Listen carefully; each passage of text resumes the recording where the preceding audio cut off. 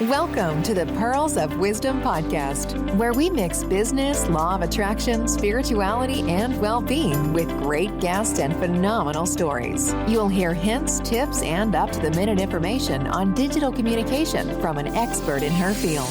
Pearl has some wonderful individuals in her networks, and she will be interviewing them all at some point in the future. Enjoy your listening.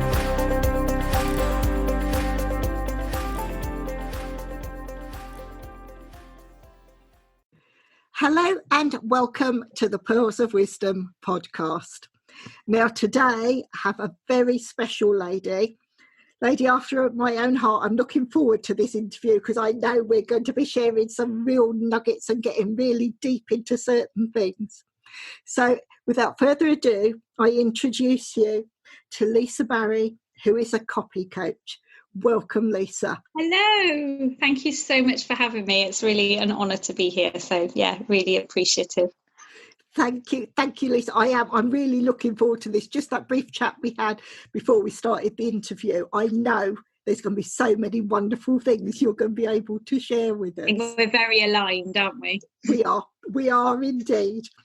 So without further ado, I'm going to jump into the first question. Lisa, can you describe your career path to date, please? Well, that's a funny question because it certainly wasn't a path that I had originally laid out for myself. As many things in life happen, we find ourselves on different trajectories that I could never imagine myself on. I never wanted to be a business owner. I never wanted to be a marketer. I actually thought I didn't understand how marketing helped people. And I thought marketing was just people with big shoulder pads and big mobile phones, my impression of the sort of 80s idea of what somebody in business might look like. I originally trained as a teacher. And then I went on, hang on, I'm just on a call, sweetheart. No, sweetheart, go and see Daddy, darling. You need to go and see Daddy, sweetheart. I'm very sorry about that. I do have my husband is the carer when I'm working, but obviously it wasn't working in that moment. So huge apologies. This is part of my life, though. This is part of my life and what's led me to. They are the reason. My little people are the reason that actually I went into business. So there's a nice segue there. So what happened was I trained as a coach for adults, young people from ages 14 to 25 to help them reach their potential. And then what happened from that moment is I got made redundant when I'd had my second baby. I was 9 months pregnant when I was made redundant. And I was really screwed. I really didn't know what to do. My husband didn't make enough money for both of us. You know, trying to get work when you've got small children is impossible. The childcare costs more than any job that I actually even tried to get anyway. And I needed to find a way. And it was I won't lie, I started my business out of pure desperation. And it was the best thing that ever happened to me. I'm so glad I was made redundant. If only I'd known that at the time. I'd love to go back and tell myself it's all going to be okay. But in that moment, I didn't feel it at all. And so I started writing.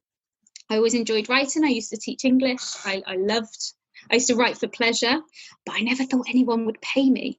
And I didn't understand marketing. So I started writing on these platforms where they pay you. So they put these jobs out and you apply for them and they're really badly paid. And my husband used to say, what are you doing? You're wasting your time. And my first job was $25 to edit 25 stories, children's stories. It took me 2 weeks for $25. Yeah. And I was so determined, and something in me was like, this is the path I need to take. And I didn't understand why, and no one around me understood why. My mum said, who's going to pay you to write? My husband said, not because these people aren't supportive of me, just because they didn't understand the industry. And it was for them, they were like, what is she doing? She doesn't do this sort of stuff. Nobody understood it. There was something, I can't explain what drove me in that moment, because I ended up sitting in the toilet writing so that my husband wouldn't have a go at me for doing, he just thought it was crazy. So I'd be like, I'm just going to the loo, and I'd sneak my laptop in with me So it was a rather I'm quite, if I get something in my head, I'm just going to do it. And then I started working with these marketing agencies, and they, this one in particular in Canada it was, and they took me under their wing and I became part of a team. And that's where I learned the skill now that is copywriting. And it was and then I had more babies, and I was able to then, my business then was actually, it became a business. It went from me sitting in the toilet hiding from my husband to actually becoming a copywriter, working for different agencies, 6-figure coaches. I learned lots of different marketing strategies as a copywriter working within these teams. But then I got to a point where I started to examine, because my ideal client used to be anyone that would pay me. And I started to examine who I wanted to work with, what legacy I wanted to leave, what brought me the most joy.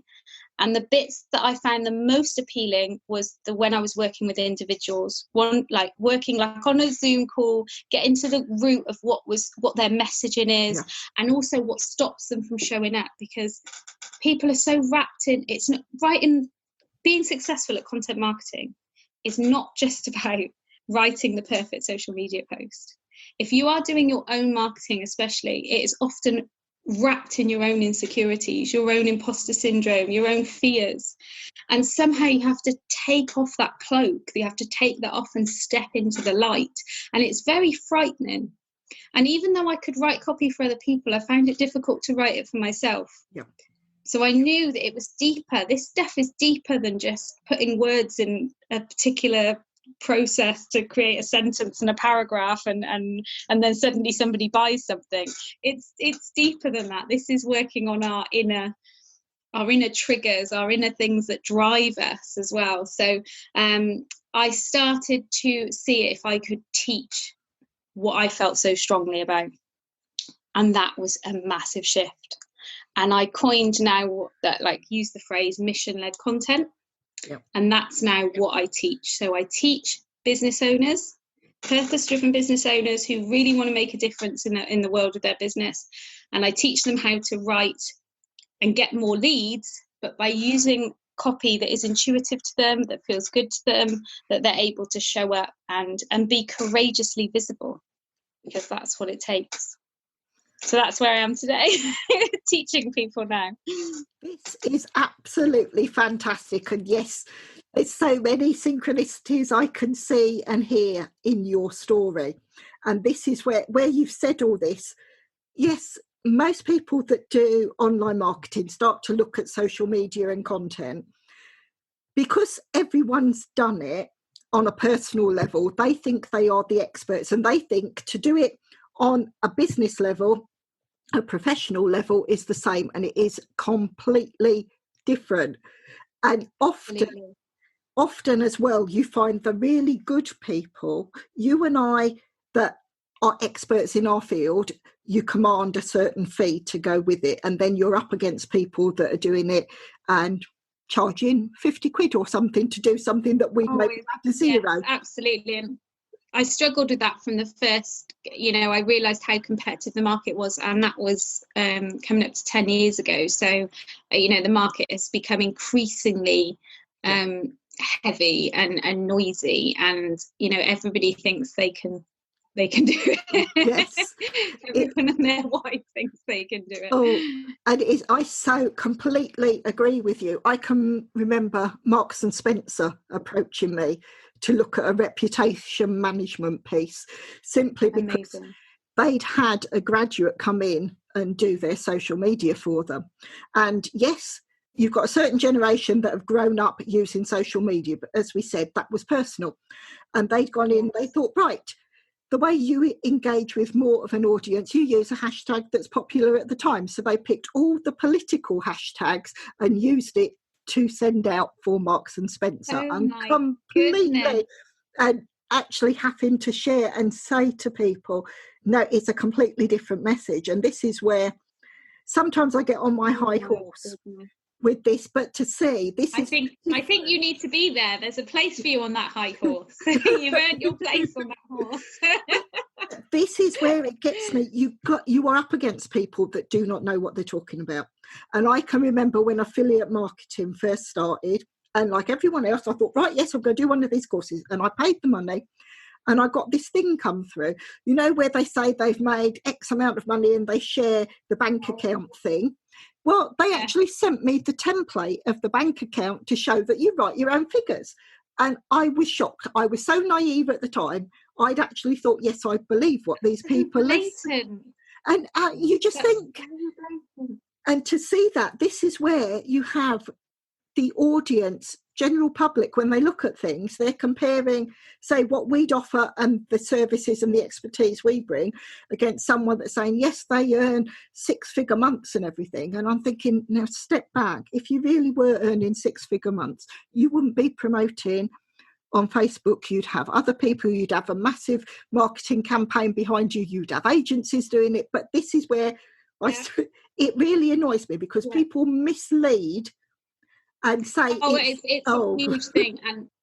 And from somebody, when I first started, the naivety, like you say, when you come from a place naturally of integrity, you assume that other people are in that space as well. You know, it's quite shocking when you uncover what goes on. And actually, some of the people and in looking back now, it was a very positive experience, because it really helped me to define what I stood for and what I stood against. But I worked for some of those as copywriters, and I didn't know at the time.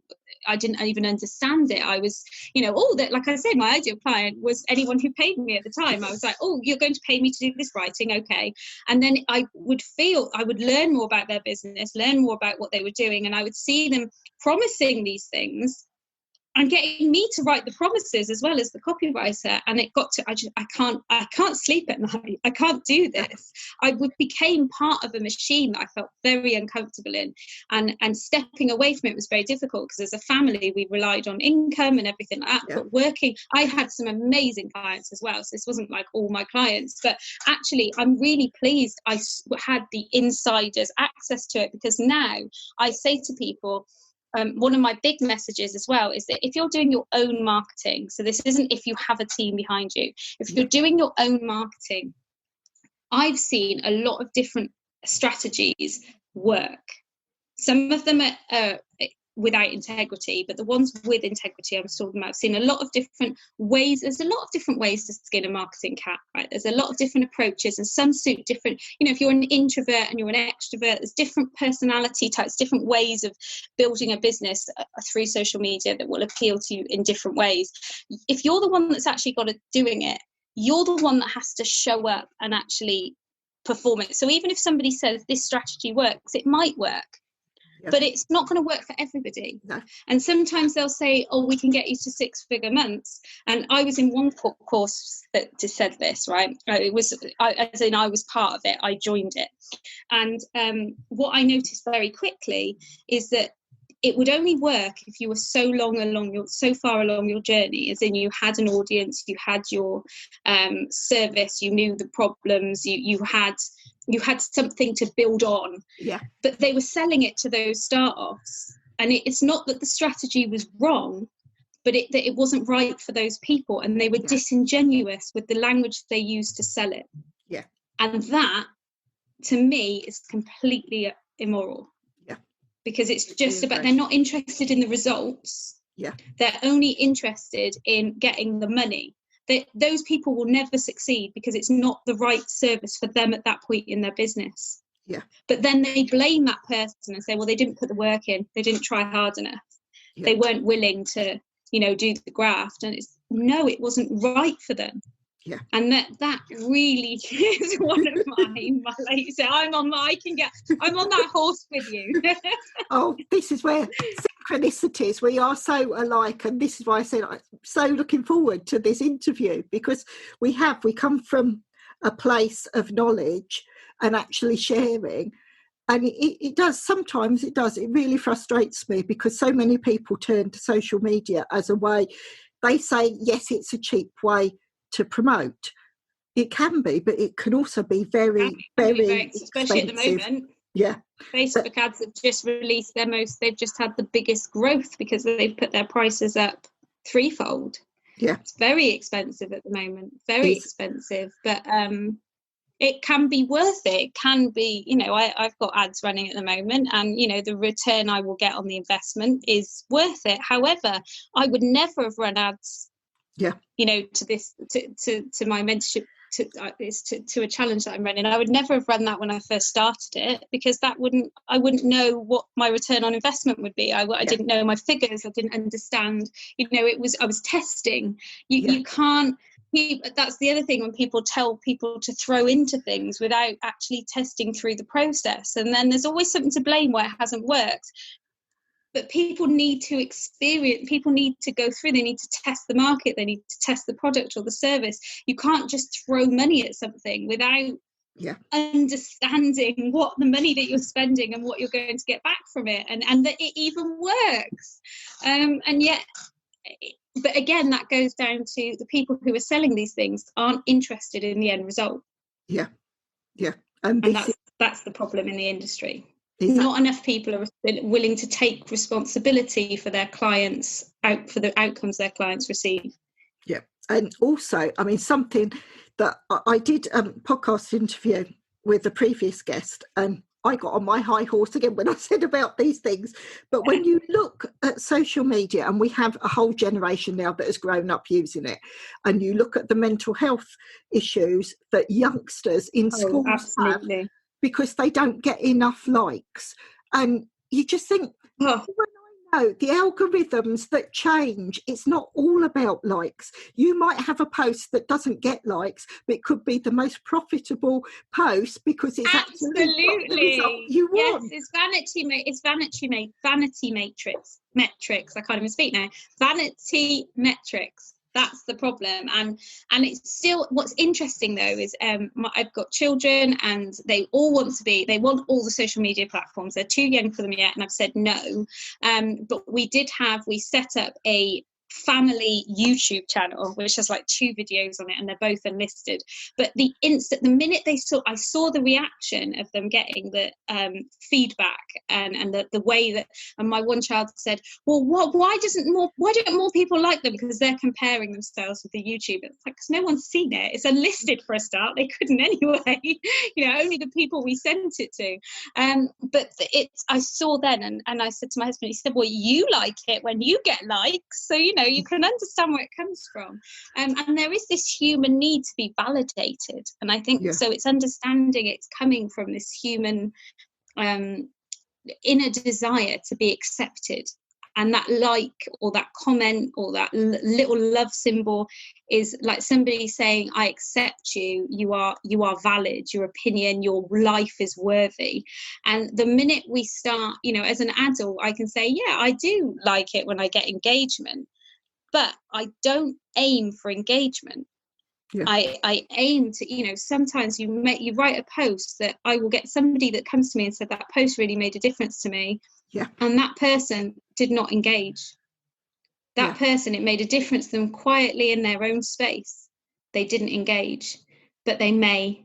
Very often, people who buy my stuff will just have never engaged. And I think, I don't know this name. Who is this? But they've just quietly watching.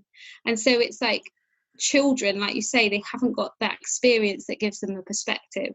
But I see adults also getting caught up in it, and part of that is to do with the bad marketing from others to say that that's the thing that they should be aiming for, where it's not. If we're in business, we want to make sales. Like, that's what we want to actually do. It's, you know, it's lovely to have someone like your stuff, but at the end of the day, those likes and comments aren't going to pay the mortgage. Exactly. And I know I've gone slightly off track, but I can see. Yes, we've ranted, but that's okay. But this is the quality of this interview, because we've got so much information to bring to it, is absolutely brilliant. So I'm going to move on to the next question. Okay. Can you might have covered it a bit where you've gone into how your career path. Gone on. Would you name 3 things that made you choose your current career, and why? Well, I think that one of the big core elements of being my drive to write comes from my drive to communicate. So I've always loved writing and talking. And even though I'm very much an introvert, which a lot of people don't believe, but I really am, I value people. And I love how words are so powerful, and even a comma can change the meaning of a whole sentence. And I find that fascinating. And so I've always, I loved English at school. And I also, when I became a coach working with young people, I would work with lots of various different, it was always the young people that weren't reaching their potential. So that could be even special needs or gifted and talented. It was, they varied a lot, just whatever their potential was that they were missing it. And I worked with some incredible young people who just they didn't value English and language, and yet they were using it all the time. And I loved how if I started to bring music into it and things like that, and lyrics, then even hip hop, then suddenly they were like, oh, I get, they could talk about what they're trying to communicate and all these sort of things because it meant something to them. And I love making it accessible. So that's now what I do now, is making that language accessible. Maybe not talking about hip hop necessarily, but making language accessible and showing the power of it, allowing people. There's nothing. What defines us as humans is our ability to communicate so sophisticatedly. Yeah. So there is nothing more powerful than the power of a word. The power of, it's how we start wars with words, we start love affairs with words. Everything comes from language. It's just such an innate human experience. So that's, as far as the writing goes, that comes from. But something that really pushed me into doing the teaching, and like my experience as a teacher, and now what I do, I also hated teaching and thought, I wasted all my time getting that education and trying to stay in education for a while as well before it absolutely knocked the sails out of me. But how I teach now and teach copy is very much rooted in what I didn't like about the education system. Yeah. So I believe in every learner is unique as a person, and there is no cookie cutter approaches. And it's why this education system left me cold, because it was all always appealing to, you appeal to the lowest denominator, as in you have to have all these rules in place and everything like that. And then the pushing, always result based, and in a very there's only one type of result and there's only one type of success, and that whole thing. And I just it takes the humanity out of the educational experience. So the way that I teach now is actually based on my dislike of the education system, and it's all about how I wish I could have taught children when I was at school, which was about teaching a bit like what I ended up doing as a coach when I progressed on to coaching, which is about teaching individuals and meeting individuals where they are. And it's not about mass training one way, my way, or the highway. It's listening to people as individuals. And the third thing is, when I read, and I'm not sure if this is a book you've read, but The Big Leap by Gay Hendricks, and it had a massive impact on me, that book. And he talks about stepping into your zone of genius and really identifying the very particular thing, not just saying, I'm good at writing or I'm good at people or anything, but really particular. What is your actual zone of genius, where you feel in the most flow, where you feel at that space where it's not even work, things that you're not even thinking really, it's things that are just happening. And I realized when I read that book that was, I'd already started my mentorship program and I'd already started teaching copy, but what I was doing, it was very much more of a sort of, I'm teaching you how to do this and you can interpret it, and I'd support them in that. But that's when I started doing much more physical coaching, like face-to-face coaching within my community. Because what my zone of genius was, talking to somebody who feels overwhelmed and feels like they don't know where to step next, and allowing them to understand what their next step is in their visibility. So it's specific on visibility and on content marketing, and that, it's from that angle, but actually it's really holistic, because if you feel stuck on that, then it could be something like you're stuck on your services and you don't know, if you don't know what service you're promoting, then you can't promote it. It's it could be something like that, or it could be something emotional, that there's something blocking them emotionally. But whatever it is, it's about allowing people to move forward. And so my course now, the way that I work is very much based on helping them to understand the power of language, secondly doing it very much from an individual point of view, and thirdly getting deep and dirty with them and getting face to face with them and actually helping them to know what that next step is, because that's all we need to, the only responsibility we have is to take one step at a time. We can't do it all at once. And I think and that's social media has got, and that's another thing that social media has got today is there's so much overwhelm and noise that it can just paralyze people, and that doesn't do anything for moving forward at all. that doesn't help anyone. If you're paralyzed by overwhelm, you're not going to be doing anything, you're not going to be moving forward at all. So I want people to be courageously visible, and that just takes one step at a time. Absolutely love everything you have said. My degree is in English, so when you started about language, I thought, yes, I can remember my first blog post was all about linguistics and how language has changed with the digital era and everything. And like you say, yes, that's huge. I'd love to read that. It is, because my family make fun of me because I will not shorten anything. When I write a text, it's got the apostrophes, it's got the commas and everything, because so much can be It's all got meaning. It is, because so much can be construed.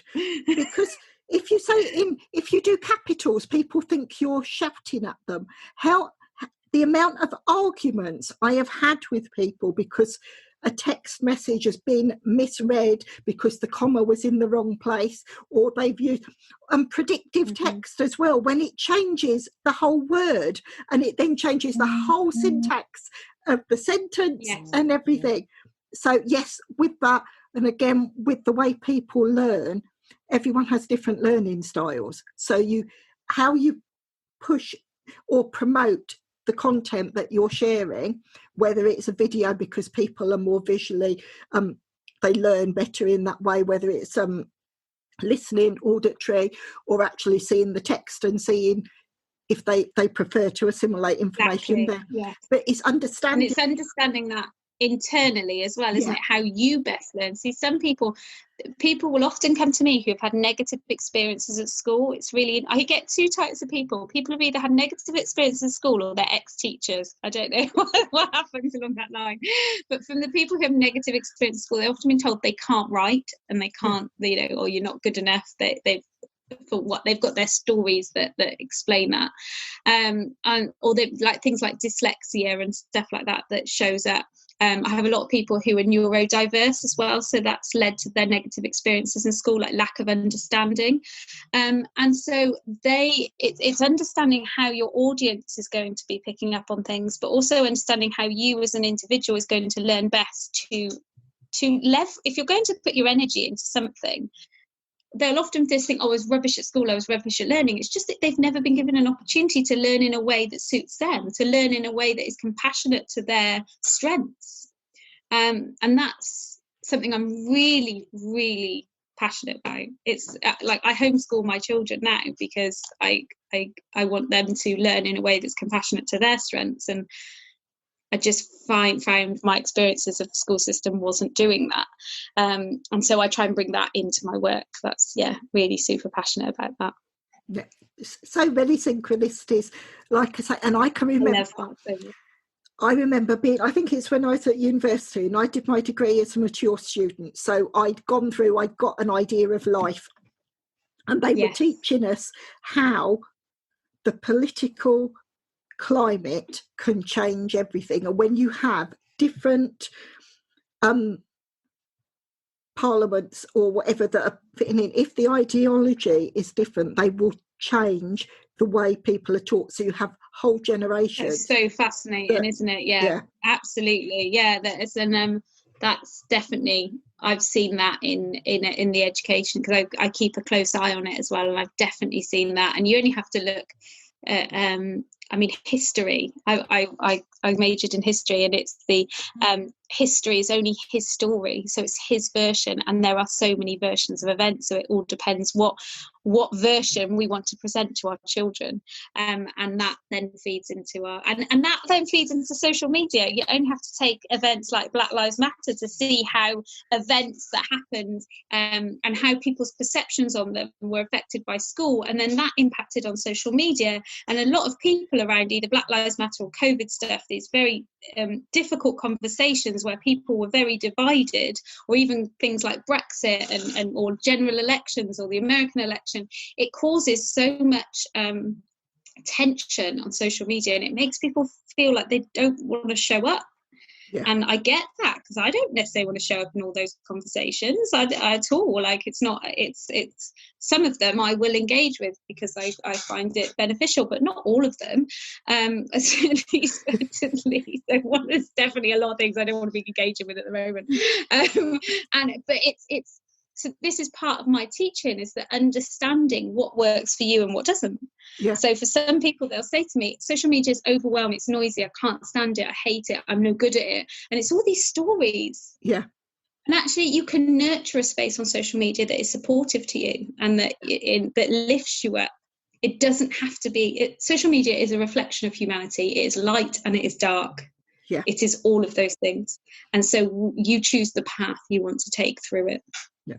And a lot, like when we see these fake news items, for some unknown reason, people seem to think they can tell a complete load of rubbish, and because it's on social media, everyone believes it. They don't fact check it. They don't realise that half of this. The latest thing that I heard when I presented when I talked about fact checking, was some people chimed in with, fact checkers are run by the government, and I just said, okay, well, I'm out of this conversation now. I'm going to remove. I can't argue with that. I don't want to argue from that. I'm going to go back in my bubble. It's if somebody makes a YouTube video on it, and it's obviously more trustworthy. I don't know.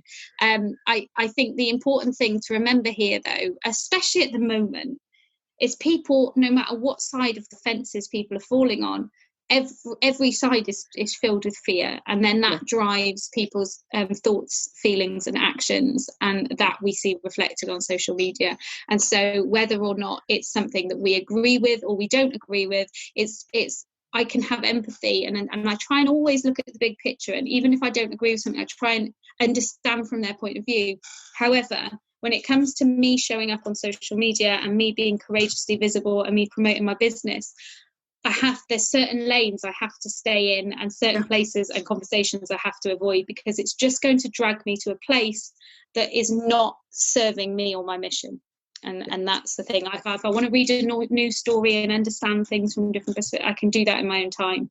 But at this point, I have to stay on my mission. It doesn't mean I stay away from political stuff. Not all political stuff. There's some political stuff that's part of my values, like justice, equality, sustainability. I want to work with people, like my ideal client are people like those. So I like to talk about those issues because they attract my ideal client. However, there's certain things I know, and that's the thing, that's me and my decisions I make. It's not right for everybody, and it's about understanding what's right for you, drawing those lines in the sand, and drawing your own boundaries and sticking to them. And then that enables you to show up more consistently on social media without getting dragged into a bit of a shitstorm, which it can feel like.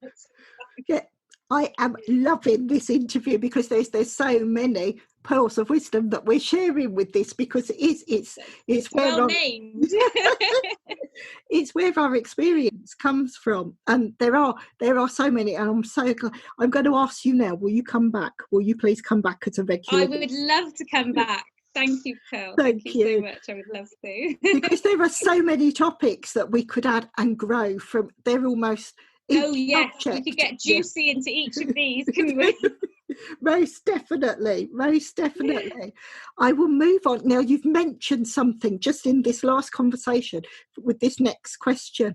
What key values does your business offer you? Well, this is a really key element of how I came to do what I do, and how I moved away from that time where I was just taking it. And that was come from a fear-based place, because we had no money. So I'm compassionate. When I look back, sometimes I kick myself for like not having more integrity at that point in my life. But at the same time, I'm compassionate with that Lisa, because she was broke and she had small children and she just needed some money, and she learned a lot in that experience as well. But now it's the people that I really, really love working with. And so the people think what I push in my own marketing and in my own messaging is the big thing is integrity. Yeah. Integrity in everything that we do, and everyone has their own. So integrity means that whatever your own individual values are, you stick to it. So it's not about judging somebody else's values or somebody else's belief system. It's about understanding what yours is, and then allowing your business to be shaped by it. Yeah. And that, apart from anything else, creates a happier environment to work in, a happier life. Yeah. You know, more than anything, you go to bed feeling that you have acted throughout the day with integrity, and every post you've written, every comment you've engaged with, the way you engage with your customers, the way you engage with your family and your friends, if you're all doing that from a place of integrity, then you feel more fulfilled, and you feel more you're doing what you feel is the right thing to do. And that will differ from person to person, but again, it's staying in your own lane and being conscious, curious and mindful about yourself. Yeah. And what works for you. So integrity is huge, but another element is self-compassion. Well, compassion in general, but definitely self-compassion. Like I say, I'm compassionate to old Lisa, but if something doesn't work, you've not failed, it's just not worked. You've got to ask yourself, well, why didn't, with compassion, what, not with judgment, but why didn't that work? Yeah. So that you can understand it and unpick it and make changes. You can't, if you just think I've failed, it hasn't worked. Like people will say, oh, social media doesn't work. Well, of course social media works. Just whatever you were doing didn't work, or it didn't work the way you were doing it, or maybe you were doing it fine, but you just were expecting results instantly and it didn't happen that way, and you had to just keep on. Whatever it is, it's different again for every individual and every situation.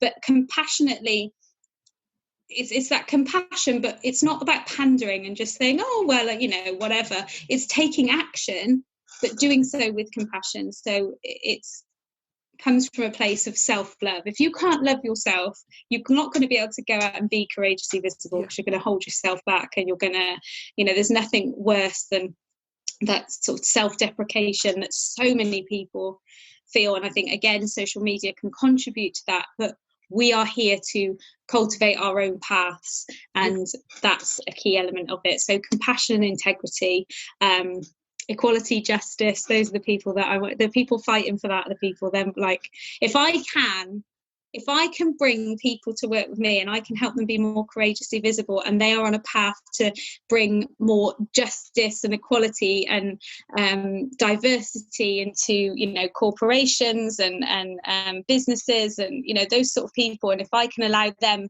to empower them to be leading lights online, then that's my mission. That is a really part of my mission, to empower those people to stand up for what they believe in, so that they can really have a positive impact on the world and move the world that step forward we really need to take right now.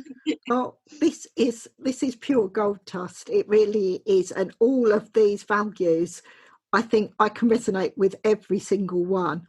Amazing. And where you say, like when I talk to people and I say about PR, and when you do marketing, 9 times out of 10, it's spin, where you take that positive bit and you share it. And when you look at numbers, that's misleading, because everyone thinks you get high numbers. That's only because they're sharing the highest numbers. They're keeping quiet about the bit that hasn't worked, had a bad result. True. And every marketing agent, everything will look at the analytics and will see what's working, and that's what they give back to the client. Say, oh, we've had a great success in this, we've had return on investment in that, and we've had a really good turnover. But the stuff that hasn't worked, they keep quiet. They then talk to their team and say, right, we need to build this number up, we need to do something in this area because it's not engaging properly. But if people don't understand that, again, they go into something with the wrong expectations, because not everything works. And we know just from using the right word, we might see that a certain hashtag is prominent and is working and will get more results. So yes, that could be put into the next campaign, and that could be the leading promoter, because we know that people engage with it. The point that's really important that you make there as well is what I love, and I think is important, is that even something that has been successful, we have to understand even that. So when we say, why has something not worked, but why has something been successful? What can you do more of that's been successful? Yes. What and also bearing in mind that things change, that people change, especially like in the last 6 months. The everything around us has become uncertain and unstable, and so that has changed the way audiences have interacted with certain content and their expectations as well of certain content. So you have to be constantly curious, mindful again, not just of yourself, but of the environment around you, and whether you're looking at the numbers that didn't work and saying why, and it's just any big business, successful big business will have things that don't work, and they're not sitting there saying that they're a failure. They're looking at it and assessing it and understanding what to move forward, but equally looking at the other side of it. What has worked and why has that worked? It's the understanding of it that gives us the power to be able to build. Yeah, and this is where the phrase A/B testing has been coined, where really we're trying two different things. One might work better than the other, but if it works on your campaign 3 months ago, it doesn't guarantee that it's going to work on the next campaign. No, and so people can become too complacent, can't they? Yeah. Because of that, because they've just, and I've been guilty of that in the past, because it's easy to be complacent. It's the easiest thing in the world, but it's understanding that it's that constant, curious, mindful approach to marketing, to ourselves, to how we approach how we approach our visibility. I am loving this interview. I'm going to throw in a question. Now, this question is just sort of left field, as it were. It's what I used to put to all the CEOs and directors that I'd work with in corporate. If I want them to produce or give me content for a blog article, I'd always throw this in. But I thought I'm going to put it to my guests as well, because you never know what the results will be.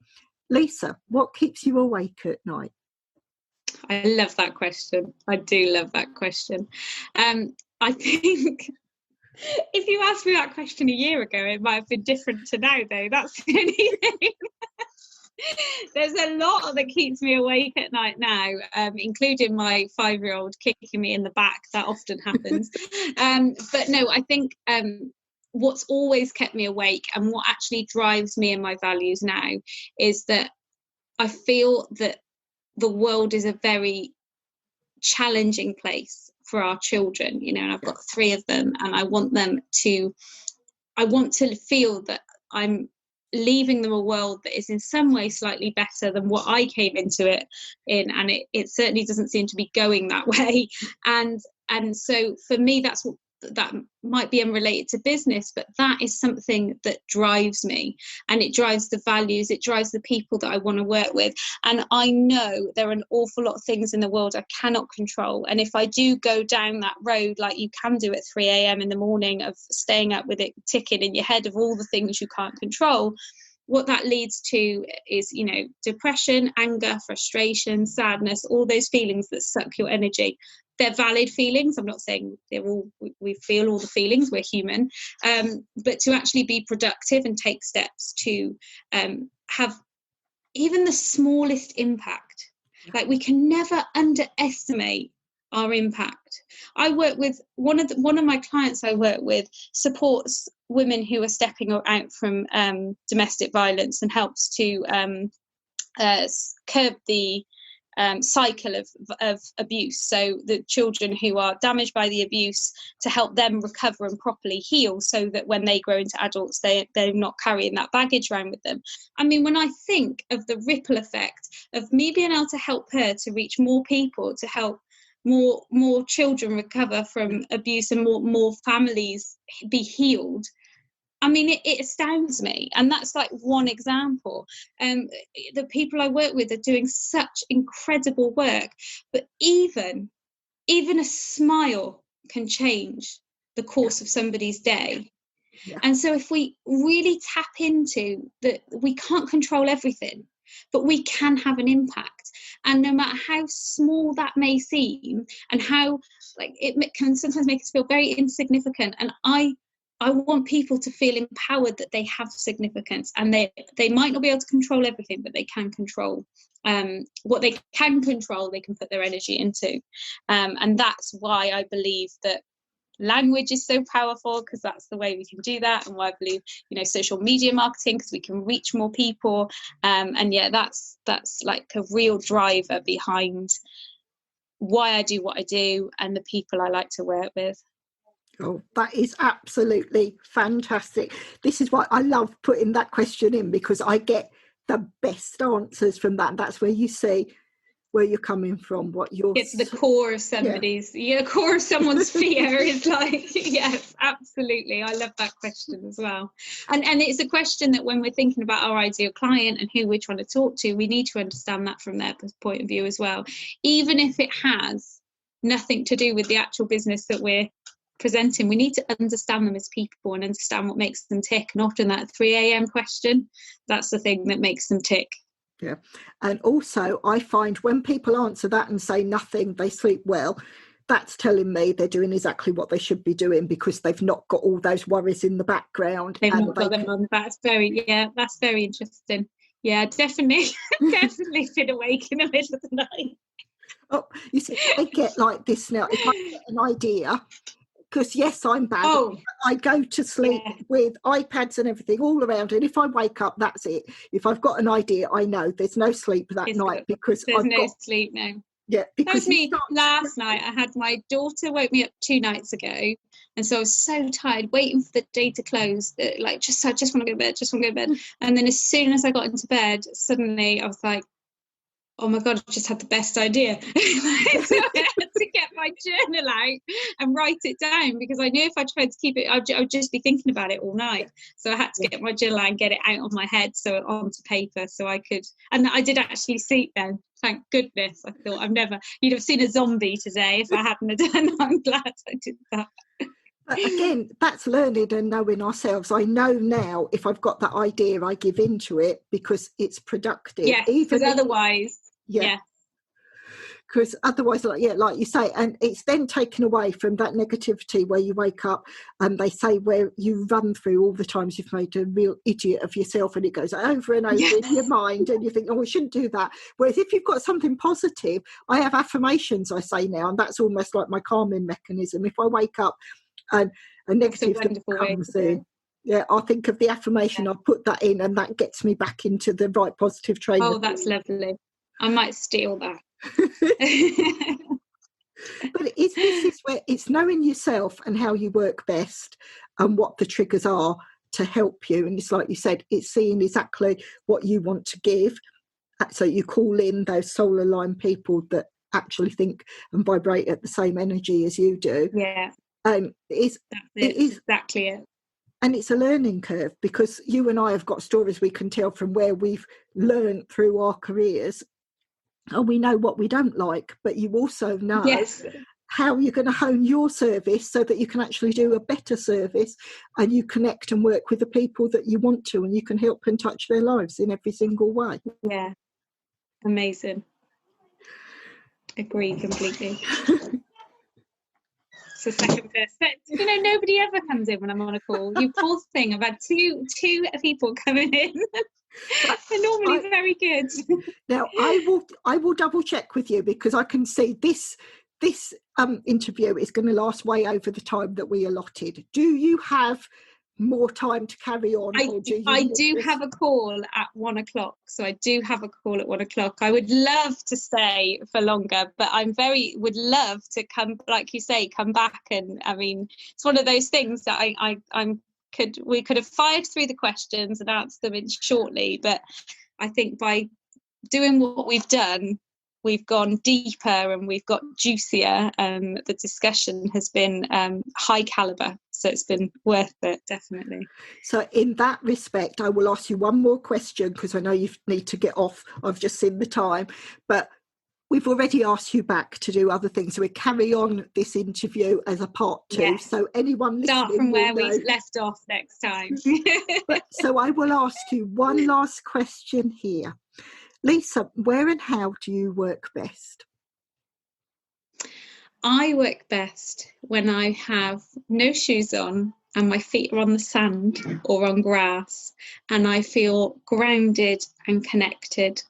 Like I am definitely somebody who thrives being around nature and being able to even just see space, just to be able to take in the enormity and beauty of the world, and it's inspiring. So I will what I'll often do is I'll often walk and work.